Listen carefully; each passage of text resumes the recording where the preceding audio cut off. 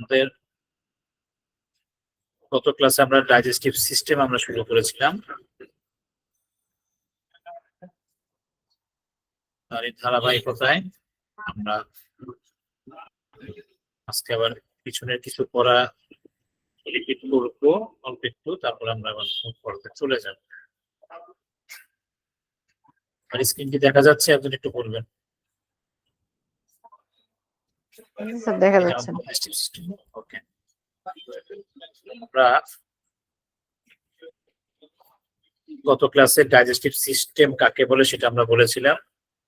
এটা হচ্ছে এমন একটা সিস্টেম, এমন একটা তন্ত্র যা খাবার গ্রহণ থেকে শুরু করে হজম, পরিপাক, এগুলোর সাথে যে সম্পর্কিত যে যে অর্গান গুলো এগুলোর সাথে কাজ করে সক্রিয়ভাবে, এদেরকে একত্রে বলা হয় ডাইজেস্টিভ সিস্টেম। এর আরো দুই তিনটা নাম আছে, এটাকে এলিমেন্টারি সিস্টেমও বলা হয় এবং গ্যাস্ট্রো ইন্টেস্টিনাল সিস্টেমও বলা হয়, বাংলায় বলা হয় পরিপাক তন্ত্র। এই পরিপাক তন্ত্রের দুইটা অংশ বা দুইটা পার্ট থাকে, একটা হচ্ছে ডাইজেস্টিভ ট্র্যাক্ট আর একটা ছিল অ্যাক্সেসরি অর্গান। ডাইজেস্টিভ ট্র্যাক্ট মানে হচ্ছে রাস্তা, অর্থাৎ আমাদের বুক থেকে, বুক গহ্বর থেকে বা বুক থেকে শুরু করে একদম পায়ুপথ পর্যন্ত, অ্যানাস পর্যন্ত যে রাস্তাটা, এই রাস্তাটা হচ্ছে সরাসরি ডাইজেস্টিভ ট্র্যাক্ট বা পথ। এর সাথে খাবার গ্রহণ থেকে শুরু করে হজম পর্যন্ত কিছু এক্সট্রা অর্গান থাকে, এগুলো সহায়তা করে, যেমন দাঁত, তারপর হচ্ছে লালা গ্রন্থি, এরপরে হচ্ছে গিয়ে জিহ্বা, তারপরে লিভার, গল ব্লাডার, প্যানক্রিয়াস, এগুলো হচ্ছে এক্সেসরি অর্গান। ডাইজেস্টিভ ট্র্যাক্টের মধ্যে আমাদের শুরুটা হচ্ছে গিয়ে মাউথ বা ওরাল ক্যাভিটি, হ্যাঁ, বুক বা বুক গহ্বর। এরপরের পার্টটা হচ্ছে আমাদের ইসোফেগাস বা খাদ্যনালী। খাদ্যনালীর পর হচ্ছে স্টোমাক, স্টোমাকের পর হচ্ছে ইন্টেস্টাইন অংশ। এই ইন্টেস্টাইন আবার দুই ধরনের, একটা হচ্ছে স্মল ইন্টেস্টাইন, একটা হচ্ছে লার্জ ইন্টেস্টাইন। স্মল ইন্টেস্টাইনকে আমরা শুধু ইন্টেস্টাইনই বলি, আর লার্জ ইন্টেস্টাইনকে আমরা কোলন বলি। স্মল ইন্টেস্টাইনের মধ্যে তিনটা পার্ট। উপরের যে প্রথম পার্টটা, যে এখান থেকে শুরু করে স্টোমাকের পর থেকে, এই প্রথম অংশটুকু হচ্ছে ডিউডেনাম, মাঝখানের পার্টের নাম হচ্ছে জেজুনাম এবং লাস্ট পার্টের নাম হচ্ছে ইলিয়াম। ডিউডেনাম, জেজুনাম এবং ইলিয়াম। এই স্মল ইন্টেস্টাইন লার্জ ইন্টেস্টাইনের যে পার্টের সাথে এসে মিলে সংযোগের স্থল, সেটাকে বলে সিকাম। সিকাম, এই সিকামের নিচে ঠিক একটু এক্সট্রা অঙ্গ ঝুলতে থাকে লেজের মতো, এটাকে বলা হয় অ্যাপেন্ডিক্স। সরাসরি ডাইজেস্টিভ সিস্টেমের কোনো অর্গান না, এটা জাস্ট এনজাইমেশন করানোর সময় অথবা বিভিন্ন রকমের কি বলে যে মাইক্রো অর্গানিজম গুলো থাকে, ব্যাকটেরিয়া, ভাইরাস, এদেরকে দূরীভূত করে। তো আগে চিকিৎসা বিজ্ঞানীর এটা বলছে যে এক্সট্রা অঙ্গ, এটা কেটে ফেলে দেয়, এটাতে ইনফ্লামেশন হয়, কিন্তু পরবর্তী দেখা যাচ্ছে না, এটার কিছু ভূমিকা থাকে। তো যাই হোক, এরপরে যে লার্জ ইন্টেস্টাইন থাকে, এর উপরের যে পার্টটা প্রথম দিকে, যেটা উপরের দিকে উঠতেছে ঊর্ধ্বমুখী, এটাকে বলে অ্যাসেন্ডিং কোলন। উপরের দিকে উঠতেছে সিকাম থেকে শুরু করে উপরের দিকে, এটা হলো অ্যাসেন্ডিং কোলন। এরপর আড়াআড়ি যেটা চলে গেছে পেটের মাঝ বরাবর, আড়াআড়ি, এটাকে বলে ট্রান্সভার্স কোলন। নিচের দিকে যেটা নামে ডিসেন্ডিং কোলন, এবং এখানে একটু বাঁকা আছে, অর্ধ বাঁকা, এটাকে বলে সিগময়েড কোলন। এই সিগময়েড কোলনের পরের অংশ হচ্ছে রেকটাম বা মলকাণ্ড, এরপর হচ্ছে অ্যানাল ক্যানেল, এবং সর্বশেষ হচ্ছে অ্যানাস বা মলদ্বার। এই হচ্ছে আমাদের ডাইজেস্টিভ ট্র্যাক্টের পার্ট। আর এক্সট্রা অর্গানের মধ্যে হচ্ছে গিয়ে জিহ্বা, salivary gland, tongue, salivary gland, এবং লিভার, গল ব্লাডার, প্যানক্রিয়াস, এগুলো হচ্ছে এক্সট্রা অর্গান। আমরা এর পরবর্তীতে অ্যাবডোমেন সম্পর্কে পড়েছিলাম, যে অ্যাবডোমেন কি। অ্যাবডোমেন হচ্ছে আমাদের এই যে বুক থেকে শুরু করে পেট এবং তলপেট, এই পুরো জায়গাটাকে বলা হয় ট্রান। একত্রে শব্দটাকে বলে কি? ট্রান। চেস্ট, অ্যাবডোমেন এন্ড পেলভিস, অর্থাৎ বুক, পেট, তলপেট, তিনটাকে একত্রে বলা হয় কি? ট্রান। এই ট্রাঙ্কের নিচের পার্ট বা মাঝখানের পার্ট হচ্ছে অ্যাবডোমেন, যা বুক এবং পেটকে ডায়াফ্রাম দ্বারা একটা পর্দা দ্বারা কি করা থাকে, ভাগ করা থাকে, একটা বাউন্ডারি, এখানে একটা পর্দা থাকে মোটা, এটা হলো ডায়াফ্রাম। এই ডায়াফ্রামটি হচ্ছে আমাদের চেস্ট এবং অ্যাবডোমেনকে আলাদা করে রাখে। এই অ্যাবডোমেনের আমাদের অ্যানাটমিক্যাল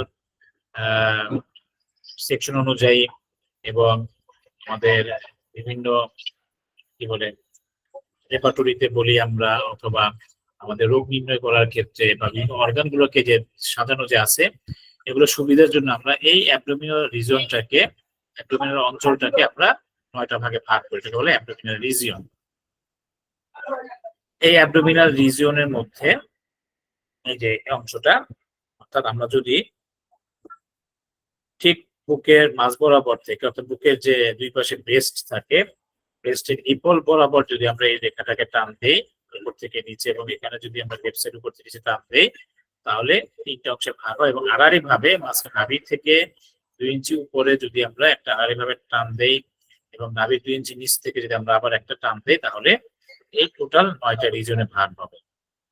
এটাকে বলা হয় অ্যাবডোমিনাল রিজিয়ন। এর মাঝখানে থাকে হচ্ছে সেন্টার পয়েন্ট, আম্বিলিক্যাল বা নাভি অঞ্চল। এর উপরের অংশটাকে বলা হয় ইপিগ্যাস্ট্রিক, ইপি মানে উপরে, নিচের অংশ বলা হয় হাইপোগ্যাস্ট্রিক, হাইপো মানে নিচে। গ্যাস্ট্রিক শব্দের অর্থ কি গত ক্লাসে বলেছিলাম? গ্যাস্ট্রিক মানে কি জানেন কেউ? গ্যাস্ট্রিক মানে কি? গ্যাস্ট্রিক, এই যে ইপিগ্যাস্ট্রিক, হাইপোগ্যাস্ট্রিক, গ্যাস্ট্রিক শব্দের অর্থ কি?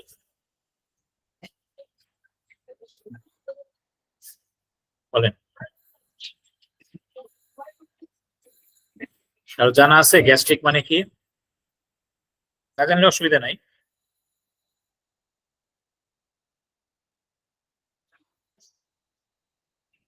কেউ বলতে পারবেন না? গ্যাস্ট্রিক শব্দের অর্থ হচ্ছে পাকস্থলী। হ্যাঁ, পাকস্থলী, আর একটা নাম হচ্ছে গ্যাস্ট্রিক। এই জন্য এটা যেহেতু গ্যাস্ট্রিক উপরের অংশটাকে বলে ইপিগ্যাস্ট্রিক, এবং নাভির নিচে অংশটাকে বলা হয় হাইপোগ্যাস্ট্রিক। ইপিগ্যাস্ট্রিক এবং হাইপোগ্যাস্ট্রিক, ঠিক আছে? আচ্ছা, এরপরে হচ্ছে গিয়ে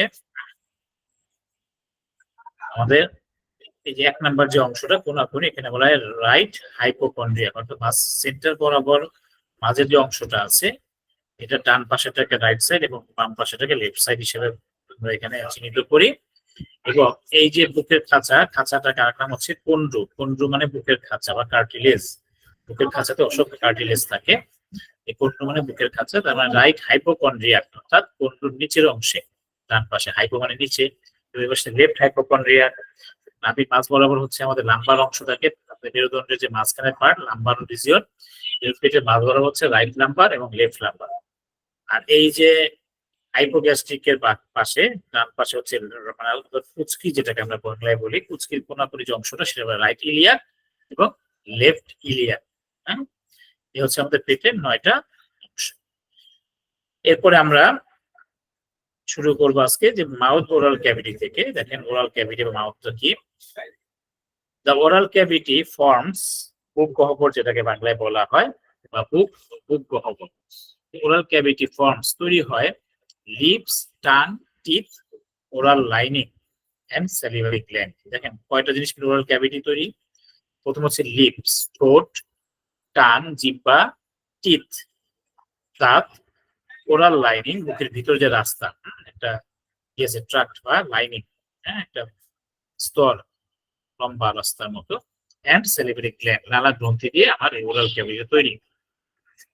It is covered by non-keratinized stratified squamous epithelium. Epithelium মানে হচ্ছে এগুলা আবরণী কলা, অর্থাৎ টিস্যু। এই টিস্যু কয় ধরনের পড়িয়েছিলাম আগে? টিস্যু কয় ধরনের?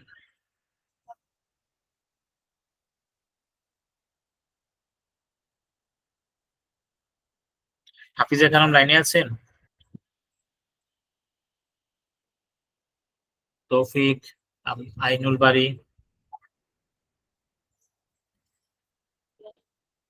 মাইক্রোফোনটা অন করে একটু কথা বলেন আমার সাথে, কোঅপারেট করেন। আমির হামজা আছেন? আমির হামজা,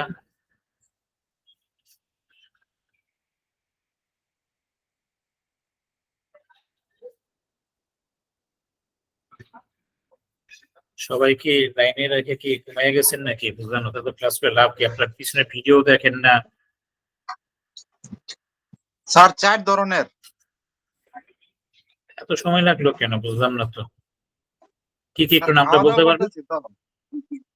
খাওয়া দাওয়া করতেছেন আপনি, অসুবিধা নাই। আর বাকি সবাই কি ঘুমাচ্ছেন? তত ক্লাস নেওয়া যাবে না যদি কোঅপারেট না করেন। আচ্ছা একটু বলেন, 4 ধরনের বলছেন হয়েছে, কি কি একটু মনে আছে?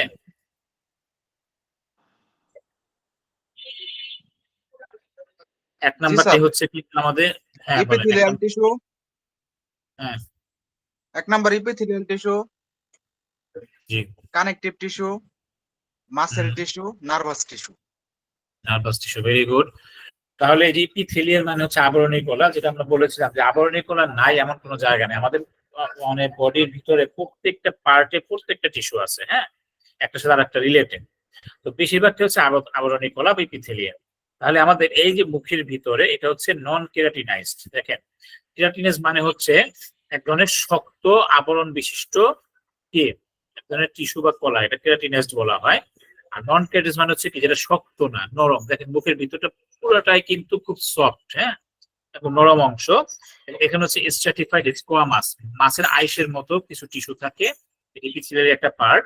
এবং স্ট্রাটিফাইড, যেগুলা যদি আমরা বিশ্লেষণ করি এখানে লম্বা লম্বা দাগ দাগ টাইপের টিস্যু পাওয়া যাবে। তাহলে আমরা মুখের ভিতরে মূলত ইপিথেলিয়াল থাকে, মানে আবরণী কলা থাকে, কিন্তু তার 3 ধরনের বৈশিষ্ট্য। একটা হচ্ছে শক্ত নয়, নরম টাইপের, লম্বা লম্বা দাগ টাইপের, আর হচ্ছে কি মাছের আইসের মতো অসংখ্য টিস্যু দিয়ে তৈরি, ইপিথেলিয়াল টিস্যু দিয়ে তৈরি মুখের ভিতরটা। Is lower end connected with pharynx. আমরা ফ্যারিংস বলেছিলাম, যেটা আমাদের কোথায় আমরা যে রেসপিরেটরি সিস্টেম যখন পড়েছিলাম, যে ফ্যারিংসটা হচ্ছে কোন অংশটা, এটা কি মুখ গহ্বর এবং আমাদের নাকের যে পিছনের অংশটা, একটা ফাঁকা জায়গা থাকে, এটা হচ্ছে আমরা বলি 3 রাস্তার মোড়, হ্যাঁ, জাংশন, যার 3টা পার্ট থাকে, এই ফাঁকা জায়গাটা হচ্ছে ফ্যারিংস। এই ফ্যারিংসটা যখন নাকের সাথে যে অংশটা কানেক্টেড থাকে এটাকে আমরা ন্যাজোফ্যারিংস। ওরাল পার্ট বা মুখের সাথে যে অংশটা লাগানো থাকে সেটাকে আমরা বলি ওরোফ্যারিংস।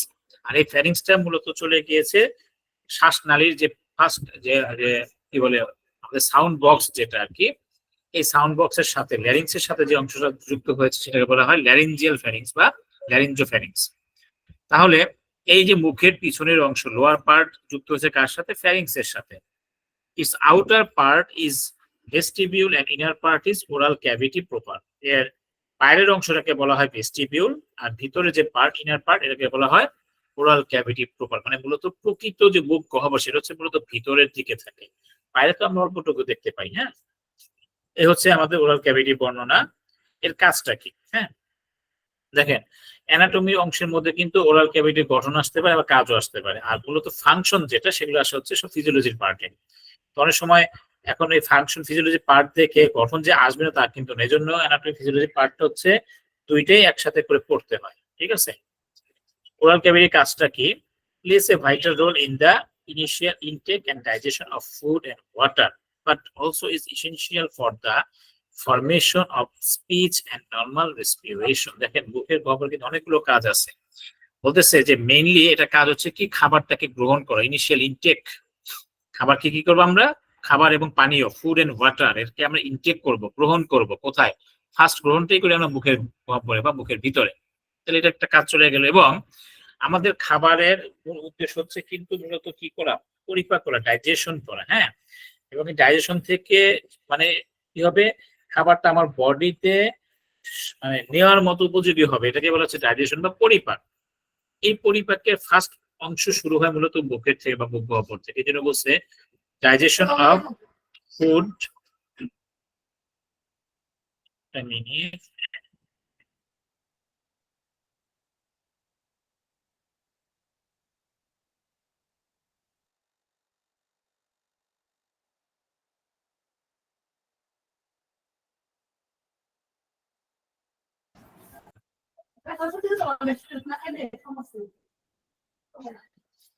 তো দেখেন কি বলছে, সে ইনটেক করে এবং ডাইজেশন করে হচ্ছে ফুড এবং ওয়াটার, অর্থাৎ খাবার এবং পানীয়র প্রথম পরিপাকটা শুরু হয় থেকে মুখের থেকে, ঠিক আছে? এবং সে আরো কিছু কাজ করে, সেটা হচ্ছে ফরমেশন অফ স্পিচ। আমরা যে কথা বলি, এই কথা তৈরি করা, কথা তৈরি হয় থেকে আমার এই মুখের থেকে। হ্যাঁ, আমরা মুখ থেকে কি করি? কথা নিঃসরণ করি।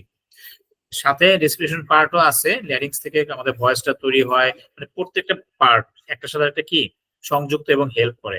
এই বুকের গহ্বর জায়গাও কি সাউন্ডগুলি বাড়ি খায় এবং সেখানে প্রকৃত শব্দগুলো তৈরি হয়। এটি হচ্ছে formation of speech and normal respiration. আমরা এই রেসপিরেশনের পার্ট অনেক সময় দেখা যায় নাক বন্ধ থাকে, আমরা মুখ দিয়ে শ্বাস নেই, তাই না? এই জন্য রেসপিরেশনের পার্টও বুকের মধ্যে তৈরি হয়। এবার আসি আমরা লিপস। ঠোঁটের কাজটা কি? লিপস আর ফোল্ডেড মাস্কুলার অর্গান। ফোল্ডেড ভাঁজ করা, হ্যাঁ, মাস্কুলার অর্গান, মাসেল টাইপের মাংসল কিছু অঙ্গ। এন্টারেস অফ ওরাল ক্যাভিটি, আমাদের মুখ গহ্বরের প্রবেশ পথ হচ্ছে lips. It is form of skin in outer side, বাইরের দিকে স্কিন থাকে, and mucous membrane in inside, এবং ভিতরের দিকে মিউকাস মেমব্রেন থাকে, সশ্রিক ঝিল্লি, হ্যাঁ, যে পিচ্ছিল পাতলা একটা আবরণ, হ্যাঁ, এটাকে বলা হয় মিউকাস মেমব্রেন। আমাদের যত অরিফিস থাকে, অর্থাৎ এটাকে বলা হয় ছিদ্র পথ বা প্রবেশ পথ, আমাদের বাইরে থেকে বডির যে কানেকশন, সংযোগ স্থল, এগুলোকে বলে অরিফিস। যেমন আমাদের মুখ গহ্বর, তারপর নাকের ছিদ্র, চোখের অংশ, কানের ভিতরের অংশ, এরপর হচ্ছে যোনিপথের অংশ বা পেনিসের মাথার অংশ, মলদারের যে অংশগুলো, এগুলো হচ্ছে সব আমাদের অরিফিস বা ছিদ্রপথ। এই ছিদ্রপথের অর্থাৎ বাইরের পার্টের সাথে ভিতরের পার্টে যে সংযোগস্থল, সেটা হচ্ছে মিউকাস মেমব্রেন লেয়ার দ্বারা আবৃত থাকে। তার মানে আমাদের ঠোঁটের বাইরের দিকে স্কিন থাকতেছে, ভিতরের অংশে কি থাকতেছে? মিউকাস মেমব্রেন বা শৈশিক ঝিল্লির অংশ থাকতেছে। ঠোঁটের কাজটা কি? Function of lips: helps in speech, কথা বলতে সাহায্য করে। Helps food reach in oral cavity, খাবারটাকে মুখের ভিতরে ঠেলে দিতে, পৌঁছাতে কি করে? সহায়তা করে। সহজ জিনিস, প্রত্যেকটা কাজগুলো যদি আমরা মাথায় রাখতে পারি, পরীক্ষাতে যদি আসে আমরা সহজে লিখতে পারবো। হ্যাঁ, এগুলো খুব বেশি পরিশ্রম করে মুখস্থ করা দরকার নাই, জাস্ট একটু চিন্তা করলেই বুঝতে পারবো। এরপরে মুখ গহ্বরের ভিতরে থাকে হচ্ছে টাং বা জিহ্বা। The tongue is a muscular organ, এটা একটা মাংসল অঙ্গ, হ্যাঁ, মাংসপেশি দ্বারা তৈরি একটা অঙ্গ, muscular organ, situated in the floor of the mouth, যার অবস্থান কোথায়? মুখ গহ্বরের ফ্লোরে, মেঝেতে, হ্যাঁ, মুখের ঠিক ফ্লোর, ভূমিতে বা মেঝেতে এই জিহ্বার অবস্থান। ইট হ্যাজ থ্রি পার্ট, তিনটা অংশ থাকে। একটা হচ্ছে রুট, একদম গোড়ার অংশ যেটা মোটা, হ্যাঁ, লাগানো থাকে, হচ্ছে রুট বলা হয় জিহ্বার। টিপ, অগ্রভাগ বা আগা, যেটা আমরা বলি মাথার অংশ, আর মাঝখানে পার্ট হচ্ছে বডি। তাহলে রুট হচ্ছে পিছনের অংশ, টিপ হচ্ছে সামনের অংশ, এবং মাঝখানে যে পার্ট, মূল পার্টটা পুরো জিহ্বার, সেটা হচ্ছে বডি, মাঝখানের অংশ। টাঙের কাজ কি? হেল্পস টু টেস্ট ফুড, দেখেন এটা হচ্ছে কি খাবারের স্বাদ, স্বাদ নেওয়ার জন্য। আমরা যত প্রকার স্বাদ, হ্যাঁ, খাবার না দেখলেও চোখ বন্ধ করে যদি আমরা খাই, স্বাদ দেখে আমরা বুঝতে পারি কোনটা টক খাবার, কোনটা ঝাল খাবার, কোনটা মিষ্টি, ইলিশ মাছের স্বাদ কেমন, পোলাও স্বাদ কেমন, আমরা কি করি? জিহ্বার মধ্যে পড়লেই বুঝতে পারি যে এটা টেস্ট। হ্যাঁ, moves food around mouth to help chew and swallow, খাবারটাকে চাবাতে, খাবারটাকে চাবাতে এবং গিলে ফেলতে সাহায্য করার জন্য সে কি করে? খাবারটাকে মুখের চারদিকে ঘুরপাক খাওয়ায়, উলট পালট করে, হ্যাঁ, এবং খাবারটাকে ভালো মতো চাবানোর জন্য সে কি করে? উল্টাপাল্টা করে খাবারটাকে চেঞ্জ করে ফেলে, মানে পজিশনটা চেঞ্জ করে।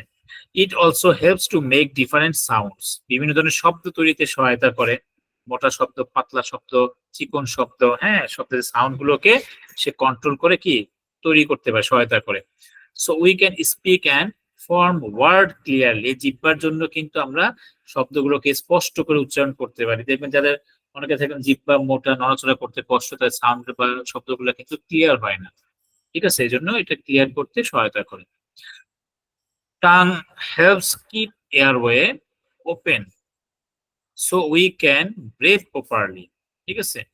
সে কি করে? বাতাসটাকে মুক্তভাবে, হ্যাঁ, কিপ এয়ারওয়ে ওপেন, মানে খোলা রাখে, জিহ্বাটা খোলা রাখতে সহায়তা করে, যার জন্য আমরা কি করি? শ্বাস নিতে খুব সহজে নিতে পারি, শ্বাস নিতে সহায়তা করে আর কি। হ্যাঁ, এই কথা এখানে বাংলাতে দেওয়া আছে। এরপর হচ্ছে গামস বা জিনজিবা, হ্যাঁ, মাড়ি। দেখেন এটা মাড়ি, আরেক নাম হচ্ছে জিনজিবা বা gum. Gums are soft tissue, নরম টিস্যু বা কলা দ্বারা তৈরি, that cover teeth with upper and lower jaw, আমাদের যে চোয়াল আছে, উপরের চোয়াল, নিচের চোয়াল, এই চোয়ালের সাথে আমাদের মাড়িটা লাগানো থাকে। এই মূলত মাড়ির উদ্দেশ্যটা হচ্ছে দাঁতকে চোয়ালের সাথে আটকে রাখা। উপরের চোয়াল, নিচের চোয়ালের সাথে আমাদের যে দাঁতগুলো সেট করা আছে, সাজানো আছে, এই দাঁতটাকে মূলত আটকে রাখে হচ্ছে কি মাড়ি বা জিনজিবা বা গামস। ফাংশন বলে দিয়েছি, গামস মেইনটেইন ফেসিয়াল শেপ, আমাদের মুখের যে আকৃতি, এই আকৃতিটা ঠিক রাখে হচ্ছে মাড়ি। এই জন্য দেখবেন যখন বৃদ্ধ বয়সে বা যাদের অকালে দাঁত পড়ে যায়, তাদের তখন মুখের শেপ বা চোয়ালের শেপটা নষ্ট হয়ে যায়। হ্যাঁ, তখন তারা আলগা ফ্রেম করে দাঁত লাগায়, যাতে মূলত এই শেপটা ঠিক থাকে। এই জন্য আমাদের চেহারার ফেসিয়াল শেপ ঠিক রাখার দায়িত্ব হচ্ছে মাড়ি বা gums. Helps in chewing food, খাবার চিবাতে সহায়তা করে। এখানে আর একটা পয়েন্ট অ্যাড করে দিতে পারেন যে দাঁতকে কি করে, ওই যে কথাটাই, চোয়ালের সাথে আটকে রাখে, এটাও একটা ফাংশন। এরপরে আমরা আসি প্যালেট বা তালু। মুখের ভিতরে যে তালু আছে, হ্যাঁ, আমরা টাকরাও বলি, তাই না? টাকরা বলি না এটাকে, তালু, উপরের তালু, নিচের তালু। The palate forms the roof of the mouth, হ্যাঁ, মুখের যে ছাদ, রুফ, এটাই হচ্ছে মূলত তালু। and separates the oral cavity from nasal cavity, মূলত নাকের গহ্বর এবং এই মুখের গহ্বর, মানে নাকটা হচ্ছে দোতলাতে, মুখটা হচ্ছে আমাদের নিচতলাতে, তাই তো? এরকম আর কি, যেটা ওরাল ক্যাভিটি থেকে নাসাল ক্যাভিটিকে কি করে পৃথক করে রাখে, সেপারেট করে রাখে। The palate undergoes complex morphological changes during embryogenesis to achieve its final form and divides into an anterior immobile hard bony segment. একটু ভেঙে ভেঙে পড়ি, দেখেন বলছে the palate undergoes complex morphological changes. Morphology মানে হচ্ছে গঠন প্রকৃতি, হ্যাঁ, এর বিভিন্ন জটিল একটা গঠনের প্রক্রিয়াতে প্যালেটটা মূলত কি হয়, ধাপে ধাপে পরিবর্তন হয়। কখন? During embryogenesis to achieve, embryogenesis মানে হচ্ছে ভ্রূণ অবস্থায়, মায়ের গর্ভ থেকে এই তালুটা প্রতিনিয়ত বিভিন্ন জটিল একটা গঠন প্রক্রিয়ার মাধ্যমে সে কি হয়, চেঞ্জ হয়।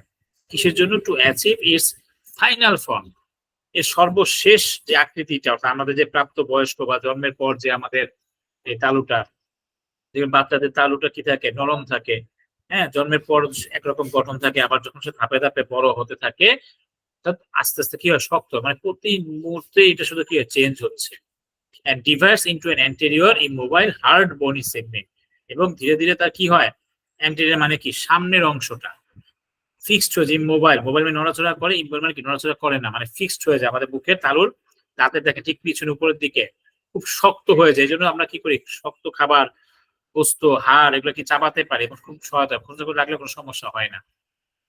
তো বনি hard segment and a posterior mobile soft palate, এই জন্য এই তালুর সামনের অংশটাকে বলা হয় হার্ড প্যালেট, এবং ভিতরের দিকে একটু ভিতরে হাত দিলে দেখবেন ওই জায়গাটা সফট থাকে, নরম, পোস্টেরিয়র পার্ট, এই জায়গাটা নরম থাকে, হ্যাঁ, একটু দেখবেন নড়াচড়া করে, মানে এটা পাতলা, এই জন্য বলা হয় সফট প্যালেট।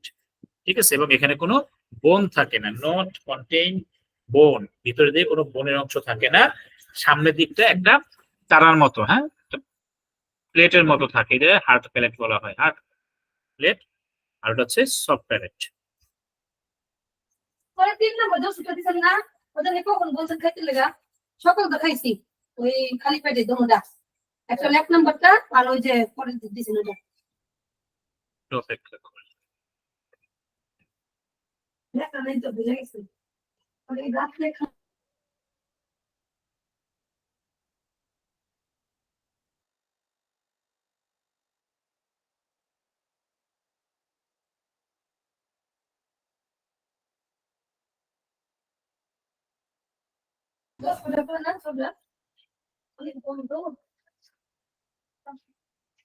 আচ্ছা, ফাংশনটা আমরা দেখি। The soft palate plays an essential role in blocking food and other substance from entering the nasal passage. দেখেন ভিতরে যে সফট প্যালেটটা থাকে এর ভিতরে, সেটা হচ্ছে কি ইসেনশিয়াল রোল, গুরুত্বপূর্ণ ভূমিকা পালন করে in blocking food and other substances, খাবার এবং অন্যান্য উপাদানগুলোকে সে কি করে ব্লক করে, বন্ধ করে দেয়, আটকে ফেলে, from entering the nasal passage, নাকের ভিতরে যেন না ঢুকে যায়, ডিউরিং সোলোইং অ্যান্ড, যখন আমরা খাবারটাকে গিলে ফেলি, খাবারটা গিলার সময় এই খাবারের অংশ এবং অন্যান্য অংশ যেন নাকের ভিতরে যেন না যেতে পারে, সেটাকে কি করে সফটওয়্যারটা বন্ধ করে ফেলে। and is important in the formation of certain sounds, কিছু শব্দ তৈরিতে এটা সহায়তা করে। কারণ আমাদের দেখবেন যে আমরা বাংলা উচ্চারণ করি, ইংরেজি উচ্চারণ করি, আরবি উচ্চারণ করি, যে ভাষা উচ্চারণ করি না কেন, এক একটা বর্ণের কিন্তু এক একটা জায়গা আছে, উচ্চারণের স্থান। তো এই সফট প্যালেট, হার্ড প্যালেট এগুলো কিন্তু উচ্চারণে ভূমিকা পালন করে। হ্যাঁ, তাহলে কি বলছে, যেটা বলছে formation of certain sounds in speech production, ধ্বনি তৈরি করতে বা কথার শব্দ তৈরি করতে কিছু শব্দ, নির্দিষ্ট কিছু শব্দ তৈরিতে সহায়তা করে। It also helps in chewing fruit, এটা খাবার চাবাতে সহায়তা করে, এন্ড মেইনটেইন ফেসিয়াল শেপ, এবং ফেসিয়াল শেপও কি করে, তৈরি করে। এটা সফট প্যালেটের অংশ যেটা। এই যে দেখেন ওরাল ক্যাভিটির একটা ছবি দেওয়া আছে, এখানে যে মাড়ি দেখা যাচ্ছে, এই যে মাড়ির সামনের অংশ হচ্ছে হার্ড প্যালেট, পিছনে থাকে হচ্ছে ইউবুলা বা আলজিহ্বা, এই আলজিহ্বার দুই পাশে হচ্ছে টনসিল, এবং এই যে জিহ্বা, এই জিহ্বার এই যে ভিতরের গোড়ার দিকটা হচ্ছে রুট, সামনের অংশ হচ্ছে টিপ, আর মাঝখানে হচ্ছে বডি। ঠিক আছে, আর এই যে ঠিক জিহ্বাটা যেখানে লাইন করা আছে, শুয়ে আছে মেঝেতে, এটা বলে ফ্লোর অফ দ্য মাউথ। এটা হচ্ছে লোয়ার লিপ, উপরটা হচ্ছে আপার লিপ। ঠিক আছে, এরপর হচ্ছে আমরা আসি টিথ, দাঁত, খুব গুরুত্বপূর্ণ। Teeth are small calcified whitish structure found in the jaw, চোয়ালের মধ্যে কিছু সাদা ক্যালসিয়াম সমৃদ্ধ কিছু গঠন পাওয়া যায়, কিছু স্ট্রাকচার পাওয়া যায়, যে helps in breakdown of food and speaking, কথা বলতে এবং খাবারগুলোকে ভেঙে ফেলতে সহায়তা করে। An adult bears 28 to 32 প্রাপ্তবয়স্কদের মুখে 28 থেকে 32টি দাঁত থাকে। ঠিক আছে, চাইল্ড অবস্থায় অর্থাৎ শিশু অবস্থায় যে দাঁতগুলোকে উঠে, এগুলোকে প্রাইমারি টিথ বলা হয়, আমরা বাংলায় বলি দুধ দাঁত বলি বাচ্চাদের। সাধারণত 5 বছর থেকে ওঠা শুরু হয়, 7-8 বছরের মধ্যে মোটামুটি দুধ দাঁত কমপ্লিট হয়ে যায়। যাদের ডেভেলপমেন্টের প্রবলেম থাকে, স্লো ডেভেলপমেন্ট, তাদের দাঁত উঠতে একটু দেরি হয়। ঠিক আছে, কখনো কখনো ব্যতিক্রমও পাওয়া যায়, যেমন অনেক সময় অনেক বাচ্চারা জন্মের সময় দাঁত নিয়ে জন্মগ্রহণ করে, এরকমও ব্যতিক্রম কেস আছে, পাওয়া যায়। তবে এটা স্বাভাবিক না, নর্মালি 5 থেকে উঠা শুরু হয়, তবে বেশিরভাগ ক্ষেত্রে 6-7-এ উঠে। ঠিক আছে, এই দুধদাঁত গুলো বা প্রাইমারি টিথ গুলো পড়ে গিয়ে যেগুলো উঠবে পরবর্তীতে 7-8 বছরে, সেগুলোকে আমরা বলি পার্মানেন্ট টিথ বলি। এবং অ্যাডাল্ট হওয়ার পর, অর্থাৎ যখন 18 সাধারণত হয়ে যায়, মানে প্রাপ্ত বয়স্ক, এরপরেও কিছু কিছু দাঁত উঠে, এগুলোকে আমরা কি বলি, একদম মোলার, মাড়ির দাঁত বা উইজডম টিথ, জ্ঞানীদের দাঁত নাকি, অর্থাৎ আক্কেল দাঁত বলা হয়। এগুলো প্রাপ্তবয়স্ক অবস্থাতে উঠে, এবং প্রতি পাটি, অর্থাৎ উপরের পাটি বা আপার জ বা আপার গামের সাথে লাগানো থাকে, এবং নিচের পাটি যেটা লোয়ার জ, এখানে 16 করে সেট করা থাকে, মোট 32টি দাঁত।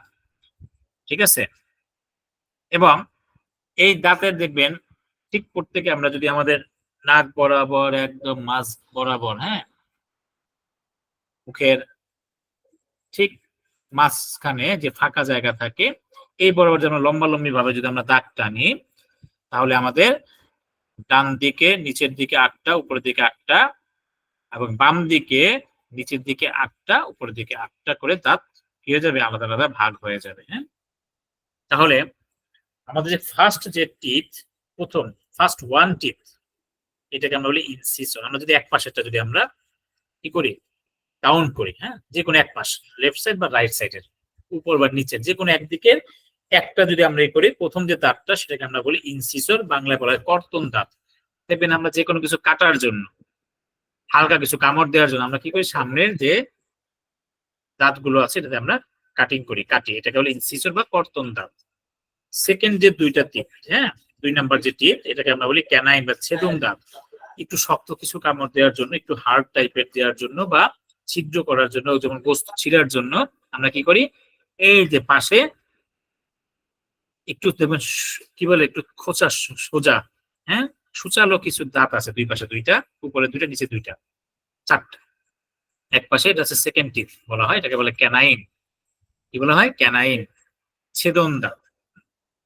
এটাকে আমরা দুষ্টামি করে বলতাম কি, ড্রাকুলা দাঁত। হ্যাঁ, দেখবেন যারা যে বাদুর বা যে সময় হরর যে মুভিগুলি দেখা হয়, ড্রাকুলা, ওদের দাঁতগুলি কি থাকে, সুচালো থাকে। এটাকে বাংলায় আপনার সাদন্ত বলা হয়, সাদন্ত। হ্যাঁ, আলিপুর 6 বয় আকার, দ 9 তো, সাদন্ত। সাদন্ত মানে হচ্ছে সাপত, সাপত সংকুল, অর্থাৎ মাংসাশী যে প্রাণীগুলো থাকে, যেমন ধরেন বাঘ, সিংহ, কুকুর, বিড়াল, দেখবেন এদের এই দাঁতগুলোতে একটু এরকম সূচালো থাকে। হ্যাঁ, এটা সাধারণত মাংসাশী প্রাণী যারা গোস্ত খায় তাদের এই দাঁতগুলো এরকম সূচালো থাকে, এটাকে বলে ক্যানাইন। হ্যাঁ, বা সাদন্ত বা ছেদন দাঁত। এরপরে হচ্ছে যে থার্ড, দুই পাশে দুটো থাকে, দুটো দুটো চারটা থাকে আর কি। আমরা এক পাশে যদি বলি, আমরা এক পাশে দুটো থাকবে আর কি। হ্যাঁ, এটা হচ্ছে প্রিমোলার। অর্থাৎ এই ক্যানাইনের পরে হালকা একটু দেখবেন চ্যাপ্টা, পুরোপুরি চ্যাপ্টা না, একটু সূচালো আবার একটু চ্যাপ্টা, এটাকে বলা হয়, মানে এটা পিষার জন্য অর্থাৎ ঘুরা ঘুরা করার জন্য এবং চাবানোর জন্য এটাকে বলে প্রিমোলার। মোলার মানে হচ্ছে যেটা কি আমরা বলি মাড়ির দাঁত, যেটা হ্যাঁ যেটা কি পিষে ফেলে, ঘষাঘষি করে একদম কুকুরের মতো ঘষে ফেলে, যেটা হচ্ছে মোলার। এই মোলারের পূর্বে মানে মোলারের আগে হচ্ছে প্রিমোলার এবং সবার শেষে হচ্ছে মোলার বা পেষণ দাঁত। এখানে শেষে গিয়ে কি তিনটা থাকে বা দুইটা থাকে, এটা যার যার বয়স অনুযায়ী, সময় অনেকে 32টা উঠে, অনেকে 28টা উঠে, কারো 30টা উঠে। হ্যাঁ, এরকম। তো এই হচ্ছে আমাদের দাঁতের সেটিং। অর্থাৎ আমরা যদি দুই পাশ থেকে দুটো করে যাই, দেখবেন দুই পাশে প্রথম দুইটা হচ্ছে কর্তন দাঁত বা কি ইনসিসর, এরপরে হচ্ছে দুই পাশে দুটো, কয়টা হলো, চারটা ক্যানাইন, এরপরে দুইটা দুইটা করে হচ্ছে প্রিমোলার এবং সবার শেষে হচ্ছে মোলার। ঠিক আছে, তাদের নামগুলো মনে রাখবেন আমাদের রেপার্টরিতে, এবং যখন মানে দাঁতের ব্যথার জন্য রোগীরা আসে এই ফাইন্ডিংস করার জন্য, তখন দাঁতগুলি আমরা এই পয়েন্ট দিয়ে নামগুলি লিখে রাখি। মূল যে বিষয়টা এবার আসি, parts of this structure of the teeth. হ্যাঁ, দাঁতের অংশ এবং গঠনটা কিরকম। দাঁতের মেনলি তিনটি অংশ থাকে, একটা হচ্ছে ক্রাউন, নেক আর হচ্ছে রুট। ক্রাউন মানে মুকুটের অংশ, নেক মানে ঘাড়, আর হচ্ছে রুট মানে মূল বা শিকড়। আমরা একটা ছবিতে চলে যাই তাহলে আমাদের বুঝতে সুবিধা হবে। এই যে দেখেন types of teeth, incisor, canine, premolar এবং মোলার, এরকম থাকে দাঁতের গঠনগুলো। দাঁতের সেটিং হচ্ছে এরকম। এই যে এই যে সামনে হচ্ছে ইনসিসর, এই যে ক্যানাইন, সি দিয়ে হচ্ছে ক্যানাইন, আই দিয়ে হচ্ছে ইনসিসর, পি দিয়ে হচ্ছে প্রিমোলার, আর এম এ হচ্ছে মোলার। এই যে এক পাশে সেটিং দিয়ে দেখা দিচ্ছে। ঠিক আছে, ওকে। এবার আসি আমরা এই যে দাঁতের যে গঠনটা, এই যে মূল অংশ, এখানে যে যে যতটুকু বাড়ির ভিতরে ঢুকানো থাকে, এই যে সুতরাং অংশটুকু দেখেন, দাঁতের কিন্তু অর্ধেকের বেশি অংশ কিন্তু মাড়ির ভিতরে থাকে। এই অংশটা হচ্ছে রুট। আর রুট এবং ক্রাউন যে অংশটা উপরে আমরা দেখি, মূলত উপরের যতটুকু এগুলো হচ্ছে ক্রাউন বা মুকুট অংশ, মূল অংশ। আর এই দুটা মাঝখানে অল্প একটু জায়গা হচ্ছে নেক, যেখানে দাঁতটা ভাঁজ হয়ে থাকে। এই যে দেখেন একটু মূল ক্রাউনটা এসে একটু চাপ খেয়ে সোজা রুট চলে গেছে, এই অংশ হচ্ছে নেক।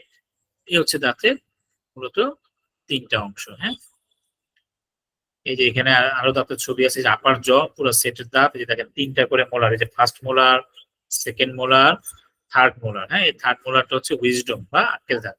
এই দুইটা দুইটা চারটা দাঁত পরে উঠে। হ্যাঁ, এগুলো তাড়াতাড়ি উঠে যায়, ফার্স্ট মোলার গুলো আগে চলে আসে। আর প্রিমোলার হচ্ছে দুইটা, first premolar, second premolar. Canine দেখেন দুইটা, হ্যাঁ দুই পাশে দুইটা চারটা, আর ইনসিসর হচ্ছে ঠিক মাঝখানে, এই যে একটা দুইটা, দুই পাশে একটা একটা করে থাকে। তাহলে 1 2 3 4 5 6 7 8, এই যে এক পাশে 8টা, এক পাশে 8টা, 16টা।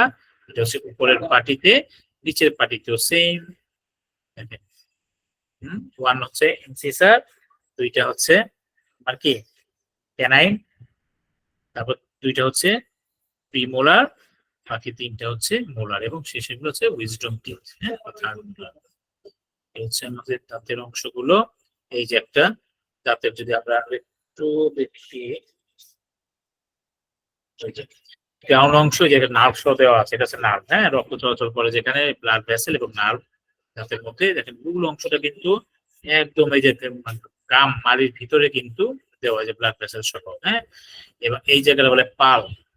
দাঁত যখন ক্ষয় হতে থাকে, দাঁতের উপরে থাকে এনামেল থাকে। হ্যাঁ, এনামেল, এনামেল হচ্ছে দাঁতটাকে প্রোটেক্ট করে, যাতে দাঁতগুলো মূলত যে দুর্বল হয়ে যায় অর্থাৎ এনামেল গুলো ক্ষয় হতে থাকে। ক্ষয় হয়ে গেলে এখানে কি হয়ে যায়, ক্যারিজ পরে, আমরা বলি বাংলায় বলি দাঁতের পোকা, আসলে দাঁতের কোনো পোকা হয় না, মূলত এটা ক্যারিজ বলা হয়, কালো হয়ে যায়। এবং এই ক্যারিজটা ক্ষয় হয়ে আস্তে যখন পাল্পটা নষ্ট হয়ে যায়, যে পাল্পের মানে যে কি বলে ইনামেলটা নষ্ট হয়ে ভিতরে যখন চলে আসে নার্ভের মধ্যে, তখনই তাতে প্রচন্ড ব্যথা হয়। এবং এই দাঁতটা তখন আমরা কি বলি, রুট ক্যানেল বলে আর কি, রুট ক্যানেল করতে হয়, এবং এই জায়গাটা প্রচন্ড পেইন হয়। এ হচ্ছে মূলত আমাদের দাঁতের গঠনগুলা। এগুলো বিস্তারিত বাংলা বইতে দেখে নিবেন, এখানে ইংরেজিতে অনেকগুলো বড় দেওয়া আছে, এত দরকার নাই। মোটামুটি করে আপনি যদি ছবিটা এঁকে, অনেক সময় দাঁতের ছবিটা আছে, হ্যাঁ, যে দাঁতের গঠনটা অ্যানাটমির মধ্যে, যে দাঁতের গঠন একে চিহ্নিত করে দাও, 5 মার্কস থাকে, তখন আপনারা এই ছবিটা এঁকে, নার্ভটা না দিলেও চলবে, বা যদি শুধু এই ছবিটুকু আঁকতে পারেন এটা দিলেও চলবে, হ্যাঁ, যে গ্রাউন্ড নেক। আরেকটু যদি ডিটেলস দিতে চান তারা তখন এই ছবিটা দিয়ে দিলে আরেকটু ভালো হয়, হ্যাঁ, ব্লাড ভেসেল সহজে দিতে পারেন। এই অংশটুকু আসে। তো আমরা এরপরে যাই ফিজিওলজির অংশের মধ্যে চলে যাই, যেটা হচ্ছে আমাদের স্যালিভারি গ্ল্যান্ড, হ্যাঁ, স্যালিভারি গ্ল্যান্ড। আমরা গত ক্লাসে বলেছিলাম যে আমাদের মুখের ভিতরে স্যালিভারি গ্ল্যান্ড থাকে, হ্যাঁ, যার কাজ হচ্ছে লালা নিঃসরণ করা। গ্ল্যান্ড হচ্ছে গ্রন্থি। গ্ল্যান্ডের চ্যাপ্টার আমরা আলাদা করে পড়বো। তো হ্যালো স্যার। গ্রন্থির, জি স্যার বলছি আপনি কি তাহলে মানে দুটো ক্লাসই এই লিংকে শেষ করবেন, তাই তো? হ্যাঁ হ্যাঁ হ্যাঁ, মানে যে একটাই আমাদের মূলত অ্যানাটমি ফিজিওলজি একসাথে আমরা পড়ায় দেবো, এক একটা অর্গ ধরে, এই যে কি বলে আচ্ছা। সিস্টেম ধরে। আচ্ছা ঠিক আছে ঠিক আছে। জি।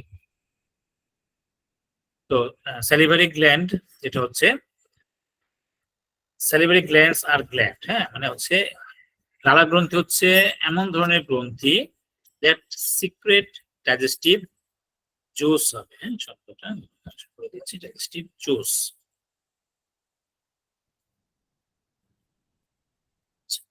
অর্থাৎ আগে যেটা বলতেছিলাম যে গ্ল্যান্ড হচ্ছে এটা একটা নালী বা গ্রন্থি, বাংলায় বলে গ্রন্থি, যার কাজ হচ্ছে সিক্রেশন করা, অর্থাৎ আমাদের বডি বিভিন্ন জায়গা থেকে বিভিন্ন রকমের রস সিক্রেশন হয়। এই যেখান থেকে রস সিক্রেশন হবে ওই সিক্রেশন নালী গুলাকে বলা হয় মূলত গ্ল্যান্ড বা গ্রন্থি। মানে এর কাজ হচ্ছে কিছু না কিছু সে রস নিঃসরণ করবে, ক্ষরণ করবে। আমাদের বডিতে দুই ধরনের গ্ল্যান্ড থাকে, একটা হচ্ছে এন্ডোক্রাইন গ্ল্যান্ড আর একটা হচ্ছে এক্সোক্রাইন গ্ল্যান্ড। একটা বহিঃক্ষরা গ্রন্থি, একটা হচ্ছে অন্তঃক্ষরা গ্রন্থি। আমরা এন্ডোক্রাইন যখন গ্রন্থি সিস্টেমটা পড়বো ওই সময় ডিটেলস আলোচনা করবো। তবে জাস্ট বলে দিচ্ছি যে একটা হচ্ছে নালী দিয়ে একটা নল আকারে কি করে নিঃসরণ হয়, আর একটা হচ্ছে নালী লাগে না, জাস্ট তার যে গ্ল্যান্ডের একটা অংশ থাকে ওখান থেকে সে সিক্রেশন হয়ে সরাসরি ব্লাডের মধ্যে সিক্রেশন করে দেয়। তখন ব্লাড কি করে ক্যারি করে বিভিন্ন জায়গাতে আমাদের টিস্যু গুলাতে বা অর্গান গুলাতে পৌঁছে দেয়। ঠিক আছে, তাহলে এই সেলিভারি গ্ল্যান্ড হচ্ছে এমন এক ধরনের গ্ল্যান্ড বা এমন এক ধরনের গ্রন্থি যা সিক্রেশন করে কি ডাইজেস্টিভ জুস, হজম রস, পাচক রস বাংলায় বলা হয়, সে নিঃসরণ করে। এই প্রশ্নটা খুব গুরুত্বপূর্ণ, পরীক্ষাতে আসে যে লালা গ্রন্থি কাকে বলে, তবে লালা গ্রন্থিগুলি বর্ণনা দেওয়া বা কয়জন লালা গ্রন্থি থাকে, ঠিক আছে, বা লালা গ্রন্থির কাজগুলো, অথবা লালার কি বলে উপাদানগুলো কি কি, লালার মধ্যে কি কি উপাদান থাকে, এগুলো প্রত্যেকটা ফিজিওলজি পার্ট তাদের গুরুত্বপূর্ণ প্রশ্ন আসে। হ্যাঁ, তাহলে কি হয় যে লালা গ্রন্থি হচ্ছে এমন এক ধরনের গ্রন্থি যেখান থেকে ডাইজেস্টিভ জুস বা পাচক রস নিঃসৃত হয়, যাকে আমরা কি বলি, স্যালাইভা বা লালা বলি। ঠিক আছে, স্যালিভারি গ্ল্যান্ড হলো এই যে এই কথাটাই বলা হচ্ছে যে যা পাচক রস নিঃসরণ করে। এখানে অনেকগুলো কারেকশন করা হয় নাই, আপনি একটু দেখে নিবেন। আমাদের বডিতে 3 জোড়া 3 পেয়ার অফ স্যালিভারি গ্ল্যান্ড থাকে। কজোড়া থাকে? 3 জোড়া। হ্যাঁ, যদি অনেক সময় দেখা যায় যে পরীক্ষাতে ভাইবাতো জিজ্ঞেস করে যে আমাদের লালা গ্রন্থি কয়টি, যদি কয়টি বলে তাহলে বলবেন 6টি। আর যদি লালা গ্রন্থি কত ধরনের তাহলে বলবেন 3 জোড়া। হ্যাঁ, 3 পেয়ার, জোড়া জোড়ায় থাকে, 3 পেয়ার অফ স্যালিভারি গ্ল্যান্ড, 3 জোড়া লালা গ্রন্থি থাকে। একটা হচ্ছে প্যারোটিড গ্ল্যান্ড, একটা হচ্ছে সাবম্যান্ডিবুলার গ্ল্যান্ড এবং একটা হচ্ছে সাবলিঙ্গুয়াল গ্ল্যান্ড। আমরা একটু ছবিতে চলে যাই, ছবি কি এখানে আছে, উপরে আছে ছবি।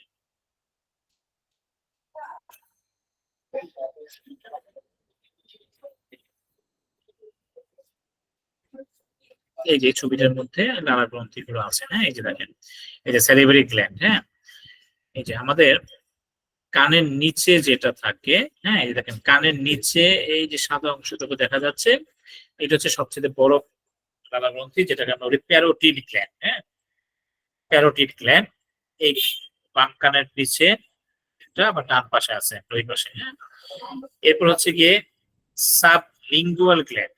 সাব শব্দের অর্থ হচ্ছে নিচে, সাব শব্দের অর্থ কি নিচে, লিঙ্গুয়া মানে হচ্ছে জিহ্বা, জিহ্বা মেডিকেল টার্ম হচ্ছে লিঙ্গুয়া। হ্যাঁ, তাহলে জিহ্বার নিচে হচ্ছে একটা লালা গ্রন্থি, এটাকে আমরা বলি সাবলিঙ্গুয়াল গ্ল্যান্ড। এই যে এখানে দুইটা থাকে, ঠিক জিহ্বাটা আমাদের যে ফ্লোর অফ মাউথ, মুখের যে মাঝ বরাবর আটকানো, দেখবেন একটা লম্বা তারের মতো মনে হচ্ছে জিহ্বাটা বসানো আছে, এই মাঝ বরাবর জিহ্বার যে লাগানো দুই পাশে হচ্ছে আমাদের সাবলিঙ্গুয়াল গ্ল্যান্ড। এরপরে হচ্ছে সাবম্যান্ডিবুলার গ্ল্যান্ড, আমাদের চোয়ালের নিচে। হ্যাঁ, অর্থাৎ এই যে লোয়ার জ যে আছে, লোয়ার জ নিচের চোয়াল, মুখের ভিতরে হা করলে আমাদের একদম ঠিক মারি আছে না যে ওই যে মোলার ওয়াইজডম টিথ, যে ওই ওয়াইজডম টিথের একদম দুই পাশে কোনা দিয়ে দুইটা এই লালা গ্রন্থি থাকে, এটা হচ্ছে সাবম্যান্ডিবুলার গ্ল্যান্ড। তাহলে কি কি পেলাম আমরা? একটা হচ্ছে প্যারোটিড গ্ল্যান্ড একজোড়া, একজোড়া হচ্ছে সাবলিঙ্গুয়াল গ্ল্যান্ড, একজোড়া হচ্ছে সাবম্যান্ডিবুলার গ্ল্যান্ড। এই হচ্ছে আমাদের 3 জোড়া লালা গ্রন্থি। ঠিক আছে, এবার আমরা আসি parotid gland. It's secretion contains enzyme. এই লালা গ্রন্থিতে যে রস থাকে, মানে এই যে কি থাকে, লালা থাকে যে রসটা, এই লালার মধ্যে কি থাকে? এনজাইম থাকে। হ্যাঁ, এনজাইম জিনিসটা কি? এনজাইম হচ্ছে এক ধরনের কেমিক্যাল সাবস্টেন্স, রাসায়নিক এক ধরনের বস্তু, যার কাজ হচ্ছে খাবারকে হজমের উপযোগী বা হজমে হেল্প করা। হ্যাঁ, আমরা যে খাবারটা খাই, এই বিভিন্ন এনজাইম গুলো হচ্ছে খাবারটাকে কি করে হজমে উপযোগী করে বা সহায়তা করে। ঠিক আছে, ইট is the largest salivary gland, এটা সবচেয়ে বড় স্যালিভারি গ্ল্যান্ড, এবং আমাদের টোটাল যে যতটুকু স্যালিভারি হয় তার 25% হচ্ছে এই প্যারোটিড গ্ল্যান্ড থেকে নিঃসৃত হয়। Parotid glands are situated each side of the face, আমাদের চেহারার দুই পাশে, below the external acoustic meatus, আমাদের যে বাইরের যে কানের অংশ, এটাকে বলে অ্যাকুস্টিক মেটাস। টোটাল দুই পাশে যে কানের যতটুকু বাইরের অংশ, পুরো কান, এই কানের ঠিক নিচে। অনেক সময় এই প্যারোটিড গ্ল্যান্ডে কি হয়? ইনফ্লামেশন হয়, প্রদাহ হয়, তখন বাংলায় আমরা এটাকে বলি কর্ণমূল প্রদাহ, ইংরেজিতে বলা হয় মামস। আমরা যে মামস বলি না, মামস ফুলে যায় কানের নিচে, দেখছেন অনেকে মামস, মামস চিনি তো আমরা, এরকম একটা রোগ। হ্যাঁ, জি স্যার দেখছি। হ্যাঁ, এই মামস হচ্ছে এই প্যারোটিড গ্ল্যান্ডের ইনফ্লামেশন, এটাকে প্যারোটাইটিসও বলা হয়। হ্যাঁ, বাংলা বলা হয় কর্ণমূল প্রদাহ। মূলত এই স্যালিভারি গ্ল্যান্ডটা কি হয়? প্রদাহ হয়ে যায়। তাহলে এই each gland has parotid duct. হ্যাঁ, প্রত্যেকটা গ্ল্যান্ডের কি আছে? প্যারোটিড ডাক্ট আছে, নালী আছে। ওপেন্স ইনটু দ্য মাউথ, যা উন্মুক্ত কোথায়? মুখের ভিতরে, at the level of the second upper molar teeth। দেখেন কোন জায়গাতে এটা উন্মুক্ত হচ্ছে? সেকেন্ড আপার মোলার টিথ, টুথ। হ্যাঁ, দুই পাশে যেহেতু দুই পাশে দুইটা, এটা আসছে টুথ প্লুরাল। হ্যাঁ, আমরা একটু আগে দেখেছি যে আমাদের যে molar, first molar, second molar, third molar, তার মানে সেকেন্ড মোলারের কোন দিকে? ঠিক পিছনের দিকে এটা ওপেন হচ্ছে প্রত্যেকটা নালী। কোন নালী? প্যারোটিড গ্ল্যান্ডের। এরপর আমরা আসবো submandibular gland. Each gland is walnut, কাঠবাদামের মতো। এটা কাঠবাদাম যতটুকু হয় এরকম আর কি, ইন অ্যাপিয়ারেন্স, দেখতে কাঠবাদামের মতো। The gland is located into submandibular ফোসা, এটাকে বলা হয় যে ম্যান্ডিবল, যেটা হ্যাঁ চোয়ালের নিচে। হ্যাঁ, চোয়ালের নিচে দুইটা গর্ত থাকে, গর্তের ভিতরে থাকে। ইট সিক্রেটস 70% অফ টোটাল স্যালাইভা। দেখেন সবচাইতে বেশি পরিমাণে লালা নিঃসরণ হয় আমাদের এই সাবম্যান্ডিবুলার, চোয়ালের নিচ থেকে 70%, আর 25 হচ্ছে প্যারোটিড গ্ল্যান্ড থেকে, আর 5% হচ্ছে সাবলিঙ্গুয়াল থেকে। সাবলিঙ্গুয়াল গ্ল্যান্ড কি? It is the smallest salivary gland. Each gland is almond in shape, এই যে অ্যালমন্ড বাদাম যেটা, হ্যাঁ অ্যালমন্ড বাদাম, তাই না? এক ধরনের বাদাম আছে, বাদামের মতো, এর আকৃতি ছোট। It is located in the floor of mouth, মুখের ফ্লোর যেটা, ওই যে বেস, হ্যাঁ মুখের জিহ্বার নিচে। In front of the submandibular gland, submandibular গ্ল্যান্ডের সামনে, এবং এর সিক্রেশন কত, অ্যাবাউট 5% অফ টোটাল স্যালাইভা। ঠিক আছে,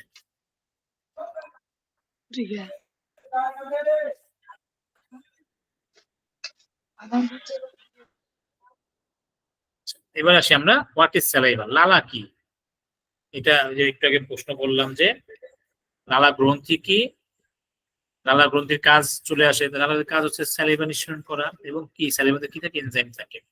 কয় ধরনের স্যালিভারি গ্ল্যান্ড থাকে এগুলো বর্ণনা আসলে এরকম বর্ণনা দিয়ে দিবেন। আর আসে লালা কি এবং লালার উপাদানগুলো কি কি, হ্যাঁ, কম্পোজিশন। তো what is saliva, saliva is a viscous, চটচটে, হ্যাঁ, চটচটে মানে হচ্ছে একটু আঠা আঠা টাইপের, ভিসকাস চটচটে আঠা আঠা টাইপের, ক্লিয়ার কালারলেস, পরিষ্কার স্বচ্ছ, হ্যাঁ, বা বর্ণহীন, কালারলেস, কোনো কালার নাই। ডাইজেস্টিভ জুস, পাচক রস বা হজম রস, সিক্রেটেড বাই স্যালিভারি গ্ল্যান্ড, প্রত্যেকে নিঃসৃত হয় স্যালিভারি গ্ল্যান্ড থেকে এক ধরনের আঠালো চটচটে স্বচ্ছ বর্ণহীন যে পাচক রস নিঃসৃত হয় তার নামে হচ্ছে লালা। সহজ কথা। ইট কন্টেইনস ওয়াটার, সাম অ্যান্টিজেন্স, এনজাইম,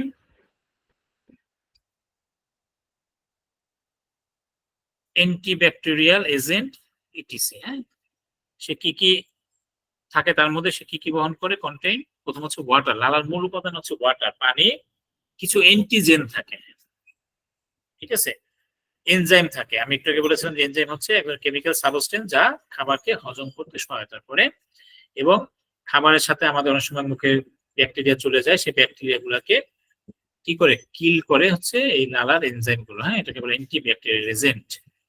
ঠিক আছে, মূল কম্পোজিশনটা কি, লালার মূল কম্পোজিশন হচ্ছে দেখেন ওয়াটার 99.5%, মানে লালার একদম শতভাগে ধরতে গেলে পানি 0.5%, মানে একদম 1%-এরও হাফ সলিড অংশ থাকে। হ্যাঁ, এই সলিড অংশ আবার দুই ধরনের, একটা হচ্ছে অর্গানিক, একটা হচ্ছে ইনঅর্গানিক। অর্গানিক মানে হচ্ছে জৈব উপাদান, ইনঅর্গানিক মানে হচ্ছে অজৈব উপাদান। জৈব বলতে যেটা ন্যাচারালি পাওয়া যায়, ন্যাচারাল থাকে জীবের মধ্যে, হ্যাঁ, বডিতে। আর ইনঅর্গানিক হচ্ছে অজৈব, যেটাকে আমরা বিভিন্ন লবণ আকারে পাই, ইলেকট্রোলাইট আকারে পাই। হ্যাঁ, এটাকে এই অজৈব লবণগুলোকে ইলেকট্রোলাইট বলা হয়। আমরা একটু চার্টের মাধ্যমে দেখি, যে দেখেন স্যালাইভার হচ্ছে দুইটা পার্ট, একটা হচ্ছে ওয়াটার, একটা হচ্ছে সলিড। সলিডের দুইটা পার্ট, অর্গানিক, ইনঅর্গানিক। ইনঅর্গানিক অংশটাকে আমরা বলি ইলেকট্রোলাইট, যেটা আমরা ব্লাডের মধ্যে পড়েছিলাম। যারা ব্লাডটা ভালো মতো পড়েছিলাম ওখানে কিন্তু আমরা ইলেকট্রোলাইট সম্পর্কে অনেক বিস্তারিত আলোচনা করেছিলাম। হ্যাঁ, যে আমাদের বডিতে যে আয়ন হিসাবে লবণ থাকে, হ্যাঁ, এটাকে আমি ইলেকট্রোলাইট বলি। এটা আবার দুই ধরনের, একটা হচ্ছে ক্যাটায়ন, একটা হচ্ছে অ্যানায়ন, অর্থাৎ পজিটিভ আয়ন, একটা নেগেটিভ আয়ন। এই পজিটিভের মধ্যে যেমন আছে দেখেন সোডিয়াম, পটাশিয়াম। ক্লোরাইড আবার নেগেটিভ, বাইকার্বনেট। এছাড়া থাকে হচ্ছে ফ্লোরাইড, ফসফেট, ক্যালসিয়াম। এগুলো সব ইনঅর্গানিক আইটেম। অর্গানিকের মধ্যে থাকে এনজাইম এবং আদার্স। এনজাইম গুলো কি কি, এই এনজাইমের নামগুলি মনে রাখবেন। লালার মধ্যে এনজাইম থাকে, অ্যামাইলেজ বা আলফা অ্যামাইলেজ থাকে, মেলটেজ। এনজাইমের সংকেত হচ্ছে এস, যেখানে এস থাকবে বুঝবেন এনজাইম। এস দেখেন, এস, এই যে অ্যামাইলেজ, মেলটেজ, লিঙ্গুয়াল লাইপেজ, হ্যাঁ, ফসফেটেজ, সাধারণত এইচ থাকে। এটা ব্যতিক্রম লাইসোজাইম, আলফা অ্যামাইলেজ, এগুলো সব এনজাইম। এগুলো কোথায় থাকে, লালার মধ্যে। লালার এই এনজাইম গুলো, এগুলো অনেক সময় ভাইবা তো আসলে লালার এনজাইম গুলি কি কি, এবং এনজাইম গুলির নামটা মনে রাখবেন, কারণ যখন আমরা ডাইজেশন সিস্টেম, যেটা মেকানিজম, পরিপাকের যে প্রক্রিয়াগুলো, ওই প্রক্রিয়াতে কিন্তু এরকম কোথায় কোন এনজাইম গুলো কাজ করে সেই এনজাইমের নাম চলে আসবে। যখন খাবার আমরা মুখে কি করবো, চাবাবো, চাবানোর সময় বলছিলাম যে মুখে আমাদের কিছু খাবার হজম হয়, হ্যাঁ, পরিপাক হয়। এই পরিপাকের সময় এই এনজাইম গুলো কাজ করে। তাহলে লালার মধ্যে কি কি এনজাইম থাকে, অ্যামাইলেজ বা alpha amylase, maltase, lingual lipase, lysozyme, আর একটা হচ্ছে ফসফেটেজ। এবং কিছু আদার্স উপাদান থাকে যেটাকে আমরা বলি প্রোটিন। এই প্রোটিন হচ্ছে মিউসিন, অ্যালবুমিন এবং ফ্রি অ্যামাইনো অ্যাসিড থাকে, এগুলো হচ্ছে প্রোটিন। এছাড়া এনপিএন সাবস্টেন্স থাকে, নন প্রোটিন নাইট্রোজেনাস সাবস্টেন্স, এগুলো এনপিএন সাবস্টেন্স। কি কি, নন প্রোটিন মানে প্রোটিন বিহীন কিছু নাইট্রোজেনাস সাবস্টেন্স থাকে, এটা হলো এনপিএন সাবস্টেন্স। যেমন ইউরিয়া, ইউরিক অ্যাসিড, ক্রিয়েটাইন, যেগুলো আমরা ব্লাডের মধ্যে পড়েছিলাম, তারপর হচ্ছে কি জ্যান্থিন, হাইপোজ্যান্থিন। ক্লিয়ার? এ হচ্ছে লালার উপাদানটা, আপনারা স্ক্রিনশট দিয়ে রাখতে পারেন অথবা লিখে রাখতে পারেন। এই লালার স্যালিভারে বা লালার উপাদান বা কম্পোজিশনটা আসবে, হ্যাঁ, পরীক্ষায় আসে। এরপরে হচ্ছে function। দেখা যাচ্ছে? একটু ছোট করে দিই, হ্যাঁ, এবার দেখা যাচ্ছে?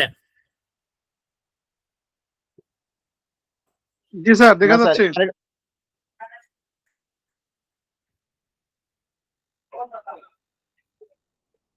পুরো স্ক্রিনে আসে না?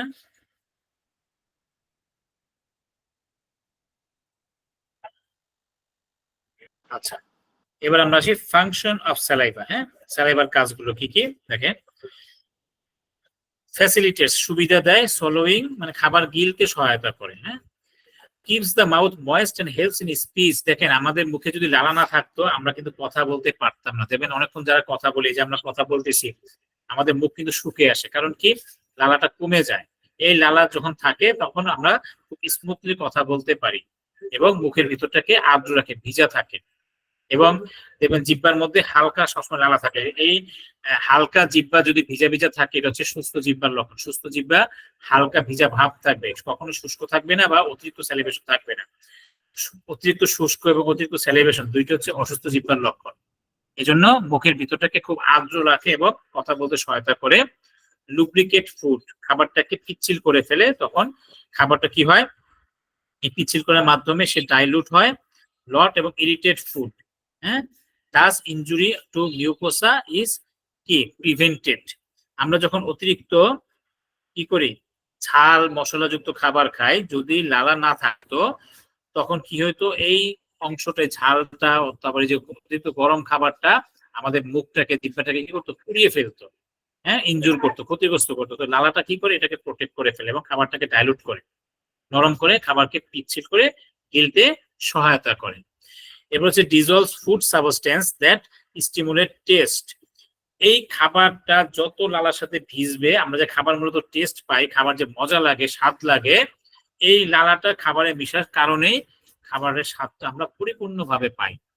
যাদের এই লালা নিঃসরণটা কম হয় তারা আসলে খাবারের স্বাদটা পরিপূর্ণভাবে পায় না। হেল্পস ইন ডাইজেশন ফুড, খাবারকে হজম করতে, পরিপাক করতে সহায়তা করে। Helps keep the teeth and mouth clean, মুখের ভিতরে এবং কি দাঁতকে পরিষ্কার রাখতে কি করে, লালা সহায়তা করে। Prevent bacterial growth in mouth, লালা নিঃসরণ দিয়ে কি হয়, বিভিন্ন ব্যাকটেরিয়া গুলাকে কিল করে ফেলে, খাবারের সাথে কি ব্যাকটেরিয়া থাকলে এগুলোকে হত্যা করে, মেরে ফেলে, পরিষ্কার করে মাউথটাকে, ঠিক আছে, এবং মুখের ভিতরে যেন ব্যাকটেরিয়াল গ্রো না হয় সেটা থেকে প্রিভেন্ট করে। এই হচ্ছে আমাদের স্যালিভা এবং তার ফাংশন, স্যালিভারি গ্ল্যান্ড এবং স্যালিভার কাট। ঠিক আছে, নেক্সট ক্লাসে আমরা ইসোফেগাস, স্টোমাক এগুলো আমরা শিখবো, পড়বো, খুব গুরুত্বপূর্ণ। হ্যাঁ, স্টোমাকের গঠন এগুলো যদি আমরা ভালো মতো জানি, ইন্টেস্টাইনের গঠন যদি আমরা জানি, এবং আরো সামনে আসবে লিভার, প্যানক্রিয়াস, এগুলো ভালো মতো বুঝতে পারলে আমরা ডাইজেস্টিভ সিস্টেমের কিছু রোগ যেটা প্যাথোলজিতে কাজে লাগবে, এই রোগগুলি সম্পর্কে আমরা ভালো আইডিয়া পাবো। এই ছিল আজকে আমাদের ক্লাস। যদি কারো কোনো কোশ্চেন থাকে আপনারা বলতে পারেন। এক দুই মিনিট। হ্যাঁ,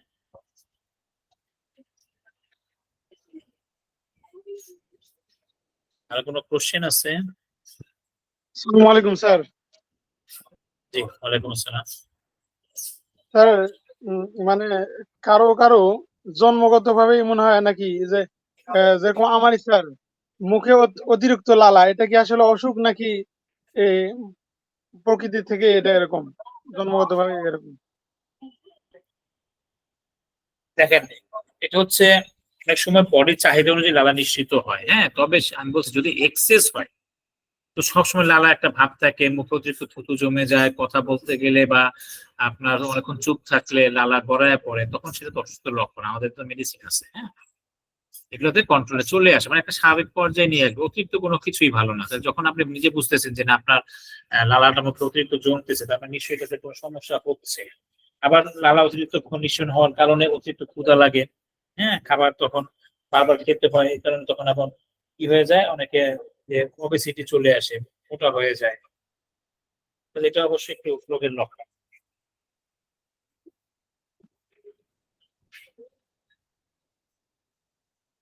আর কোনো প্রশ্ন আছে?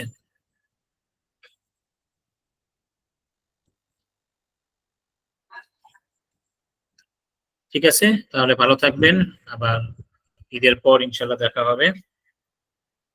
আসসালামু আলাইকুম। ওয়ালাইকুম আসসালাম। আসসালামু আলাইকুম। ওয়ালাইকুম আসসালাম।